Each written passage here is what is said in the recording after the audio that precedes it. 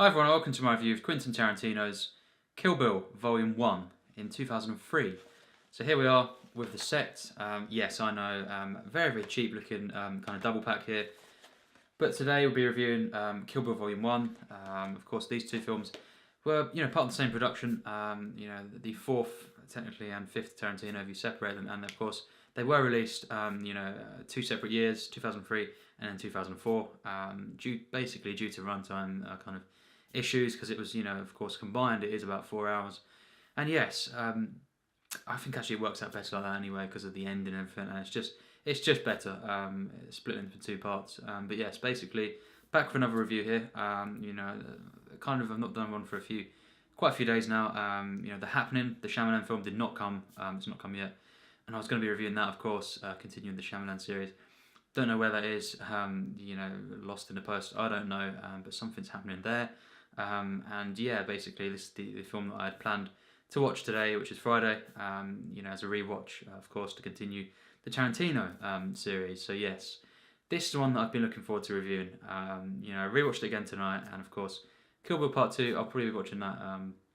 Rewatching it on Sunday, and review will be up on Monday. So yes, the fourth Tarantino film. If you count it, separated, of course. And yes, this film, very controversial. Yeah. It is in the top 250 on IMDb, I believe, and I'm not sure the second one is anymore. But yes, basically, very controversial when it came out. Critics and just the press and everyone just pulling this film apart. I won't be, just like Tarantino, I won't be kind of going into the actual issues of violence and all this kind of stuff, because you can't really speak for how people at times stupidly react to films. But I think. Basically, for me, this is not exploitative. This is not of poor taste violence. It's not gratuitous. It's stylized. It's actually very human violence, and I think it's not any sort of gratuitous or kind of exploitative violence whatsoever. I think there's many films that are this, that don't get called up on, and Tarantino, dealt with this for 20 years now, more than that. I just think. I don't think his films are ever like this, and certainly not this film. This is a ultra stylized film, and yeah, basically, I first saw this, but it was 2013, and this is my 7th watch now. So yeah, quite a few times within the last few years. I'd heard about this. I'd see it as a kid. When it came out, I saw the kind of cover, and it looked really. I thought it looked amazing with the samurai sword and everything, and I wasn't allowed to watch it. When I was around about that age. Then when I was 10 onwards, I kind of got to watch anything I wanted. I just never got around to it. Of course, I'd seen Pulp Fiction, Reservoir Dogs. I'd seen Inglourious Bastards, and actually, I must have seen Django by the time of this. And I watched this film, and let me tell you, I think Pulp Fiction is in my top 50 of all time. But once I saw this film, it instantly became my favourite Tarantino film. And it pretty much the Kill Bill films still are my favourites, even after rewatching all the other ones. I can definitely say really there is another one that's pretty close to this, but really I think Kill Bill as a whole piece is Tarantino's greatest masterpiece for me. And very unpopular, and I'll explain the different reasoning. But yes, when I saw this, I just thought, wow, this is absolutely, it's something else. I've never seen this before, and of course, it's kind of a simple, on the surface, a very simple revenge story. Uma Thurman, of course, plays the bride, also known as Beatrix Kiddo, and you kind of start off with her. There's been a massacre, this wedding, and there's this character called Bill and all this kind of stuff. And yes, basically, all unfolds from there, and it's basically you don't really see Bill throughout this film. He's in the second one, of course, played by David Carradine, wonderfully. And yes, basically, it's some of the members of her, the 5 on a list that she got to get revenge on, Deadly Viper, Assassination Squad. It mainly focuses, on Lucy Liu's character of Orenishi, also known as Cottonmouth. Yes, it's basically, it's the kind of the origins a little bit, and then you've got the second half really is mainly her trying to take her down, and you've got the whole House of Blue Leaves showdown, which is just for me, if you count one per franchise, one per film, whatever, top 5 action sequences in the history of the thing that we call cinema. I think just absolutely perfect, mind blowing. When I saw that, I could not believe how perfectly conceived, tonally, stylistically, just in the way that Tarantino framed everything. The variety, in this. You just look to I think it's the second Matrix film, Reloaded. I had to actually put it off at that particular scene. There was a fight scene in that, when there's loads of different, Hugo Weavings, and they're kind of just all. It's so bad, and it's kind of you can just. The difference between that and it's kind of similar on the surface, but to this, the Crazy 88 fight scene, this is just how you do a fight scene like that. It's not repetitive at all. It's such a mind-blowing, set piece that just builds and builds, and you feel such a progression to it. You feel every single, hack and slash and all this kind of stuff. The vulnerability of the bride, this is a film, of course, that's been criticised, for I'll say it, it has been criticised, by certain, for issues of feminism and all this kind of stuff. This film is one of the most, feminist films, actually, you can get. Really, what the bride goes through in this film, in film as well, of course.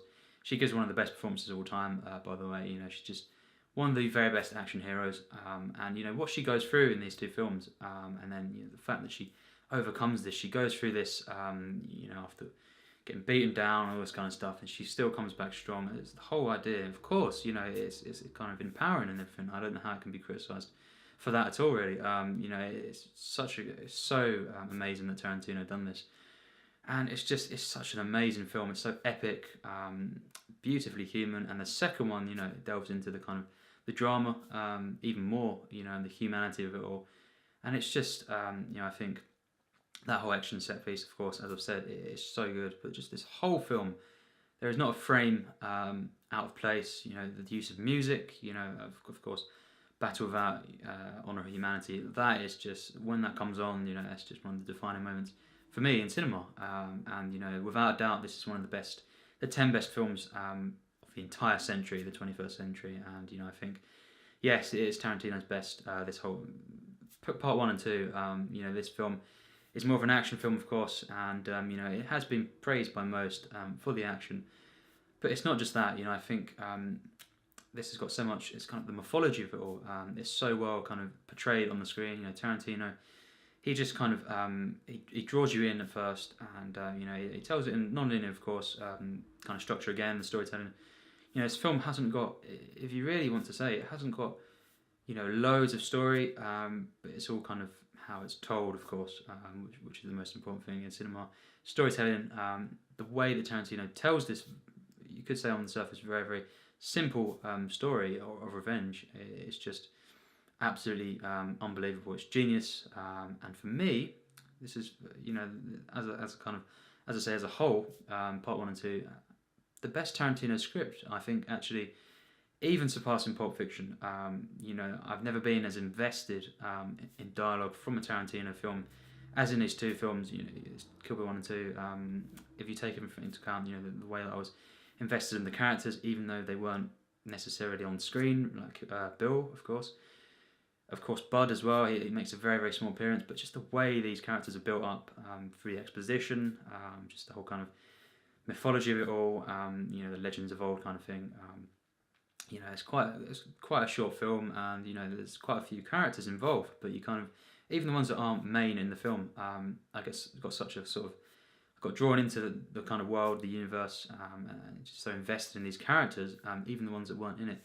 Of course, Onishi, kind of focuses mainly on her as one of the main, ones that she kind of goes against to kind of get revenge in this film, and wow. You get this whole anime sequence as well, which is just one of the best moments of the century for me. So good. What it does is kind of adds a kind of emotional resonance to her character. So even though she's kind of one of the villains, at least I felt so many different things, and just it makes you feel, it's not just a simple revenge story. It's so complex, so deep.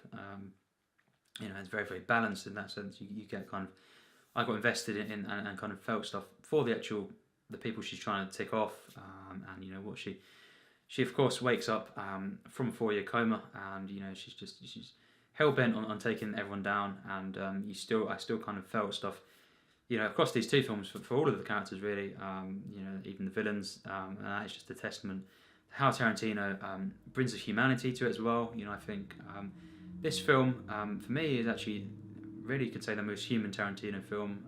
You know, I think listen to Kill Bill Part 2, even more so Part 2, and I think it's his best dialogue across the two films. I think it's actually the most emotional for me. I think, you know, as well, actually another film pretty close in that, but, you know, we'll get to that.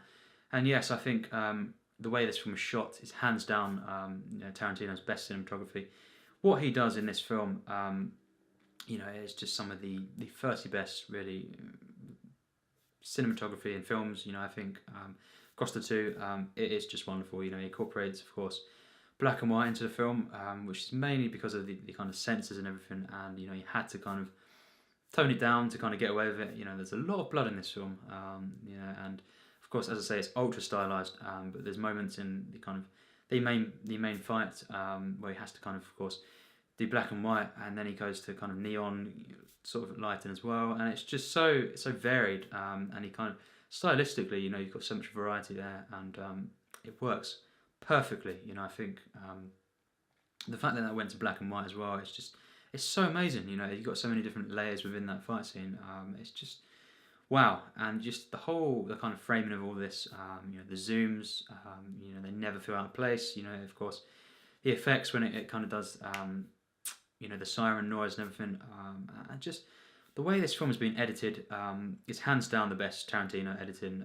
You know, it's absolutely masterful. You know, it's up there with the very best editing of all time. It's just absolutely wonderful. I think, you know, across the two films, it's just so perfect, and you know, I think this is hands down. It's always, you know, since I saw it, you know, I was absolutely blown away, and hands down in my top 30 films of all time. So of course we'll get to the rating. You can guess if you've seen my Pulp Fiction review, because I prefer this to Pulp Fiction. I think, you know, the characters that Tarantino created, you know, the whole universe of this, and just the way that he elevates through music as well. You know, the acting in this film is another level. Thurman gives probably one of the top 25 or 30 best performances in a film, and you know, I think she's just one of the best action heroes in a film ever. You know, I think this film, you know, the way that Tarantino is kind of such an operatic film, the use of music is genius, it's epic, it's beautiful, it's spiritual, this film.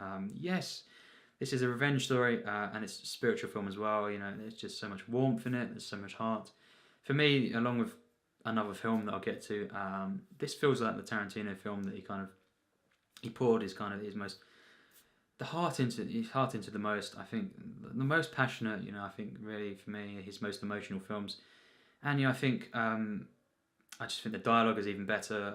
You know, never as well has Tarantino been in such control just of his direction. You know, the way he directs this film is just another level of cinema already for me. I think he is in control of absolutely everything. There's not a single moment that breaks tone, and it is at moments, you know, you could say out there, satirical, over the top, but it never ever breaks tone. And you know, I think many people, you know, I suppose I can understand it's not for everyone. This film, I certainly understand that, and because many people have actually, you know, said it's not for them. It's too over the top, and for me, I think it just works perfectly. You know, of course, it pays homage to Japanese cinema, you know, anime as well. And of course westerns, you know, of course martial arts films. The second one, of course, is more you could say a lot more focused on westerns as well. We'll get to that, and I absolutely, of course, love westerns. So this kind of ticks all the boxes. I love Japanese cinema. For me, and we'll say another thing. I think, you know, Seven Samurai is one of the best films ever made. There's great samurai films out there, but for me, this one tops them. You know, and who knows? You're not going to rule out, you know, seeing some other ones, they might be better than this. I doubt it, because for me, this is by far, this is actually better than Seven Samurai for me. I think it is the greatest samurai film, you know, of all time. I think it's one of the best action films. You know, we're talking kind of, if you're talking about pure action, kind of, or kind of a secondary genre, top 5 of all time. Actually, I think that's how good this film is. I think it's kind of could be top 5 of the entire century. I think this film is absolutely perfect, and I think every time I watch it, I'm wowed. I'm blown away. And just very very moved by this film. It's such a journey. The whole kind of the part 1 and 2 together, of course, is such a journey. Kind of a spiritual one, just as much as an epic kind of action adventure, you could say at times. And it's just so good. This is a revenge. It could have been a very very throwaway revenge film, and I think Tarantino, just absolutely knocked it out of the park, and he made something that is just an absolute magnum opus of cinema. Not just action, not just an homage to different things. In many ways, of course, it is a celebration, of cinema. Tarantino loves cinema, of course, and you could say that. Of course, filmmakers would, but not every filmmaker, is kind of as passionate, as people like Tarantino. He really does, kind of live for this, and that's great. And I just absolutely love the films of Tarantino, and the way he includes so much kind of homages and references to kind of to genres, to different films, by quotes sometimes, and just kind of makes at times he just kind of goes a bit above and beyond, the kind of the genres and stuff that he's kind of, homaging, and creating something that's completely unique. His dialogue is absolutely perfect in this film. I think it really is, the perfect balance of dialogue, of action, kind of just visual storytelling. I think as well, the music could not have been better. I think The Lonely Shepherd, and many different pieces throughout the film. The Green Hornet as well. So good. They are just absolutely amazing.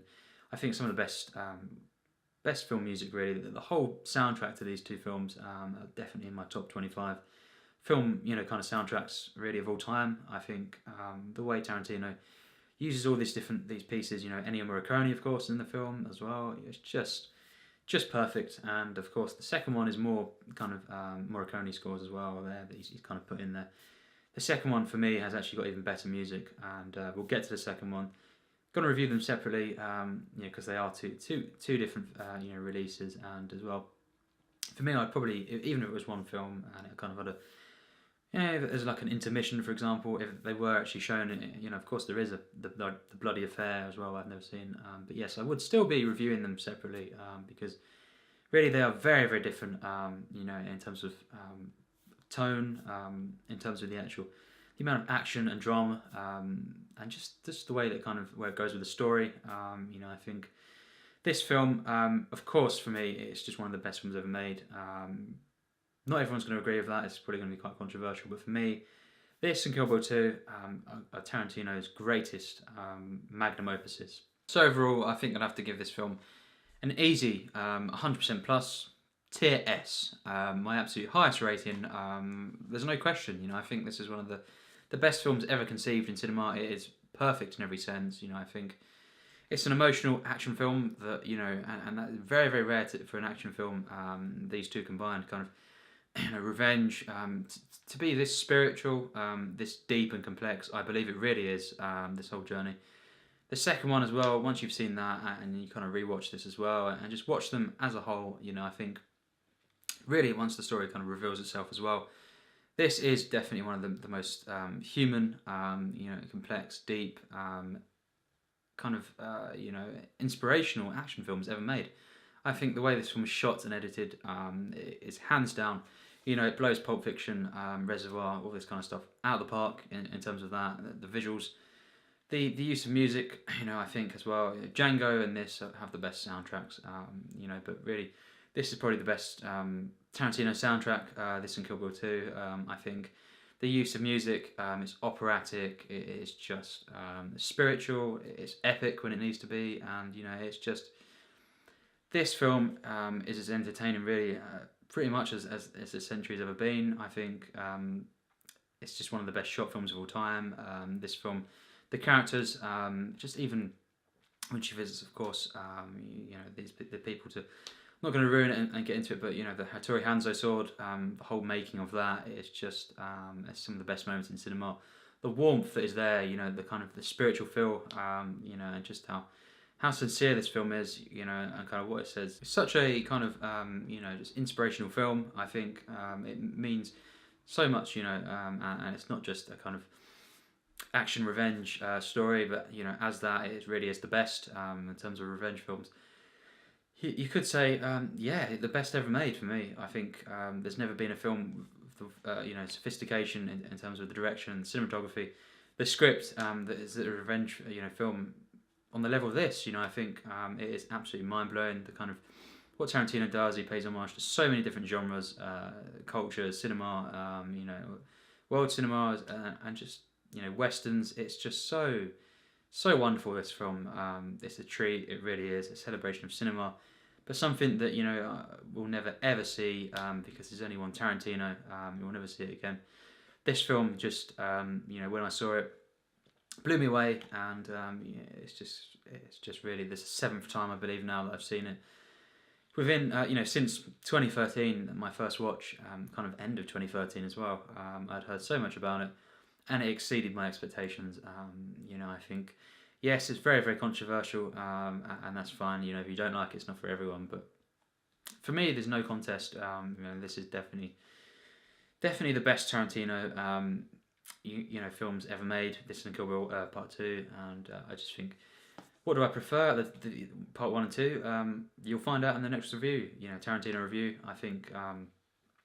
Very, very, very close. You know, very, very different. And really, I don't like to kind of split them up. You know, this is more of an action kind of. Yeah, it's more of an action kind of more of a visual kind of epic kind of thing. But the second one is much more kind of drama based. You learn more kind of mythology of it all. Of course, the characters are enhanced even more. You know, the kind of humanity of it all, and it's still got these epic moments, but more small scale, and kind of you know, we'll get to that. And I think very, very close, and you know, they are part of the same film, of course. But really, for me, these two as a whole, Tarantino's best creation. I think Thurman gives one of the best performances of all time. The supporting cast, just even you know, the characters, Ori Nishi, you know, of course, played by Lucy Liu. All these actors, they are so perfect in the film.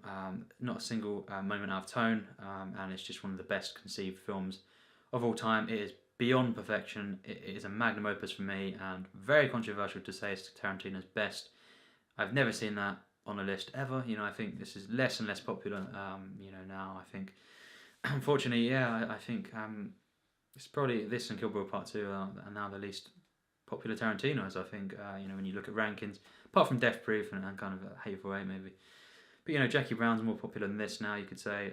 Yeah, I just think, not the most popular opinions, but it's my opinion, it's my review, and be interesting to see if you have a ranking of any Tarantino's, or just discussions about this film. Be interesting to see in the comments. And yes, of course, thanks for watching. Be doing, of course, which I really look forward to. You know, Kill Bill Part 2 on Sunday, and you know, as well, when it comes, of course, the next Shyamalan film, which is The Happening. Yeah, by no means a good film, but yes, we'll have some fun with that, and I look forward to watching that again. But yes, Kill Bill Part 1 is one of the best films ever made for me, and thanks for watching my review of Tarantino's Kill Bill.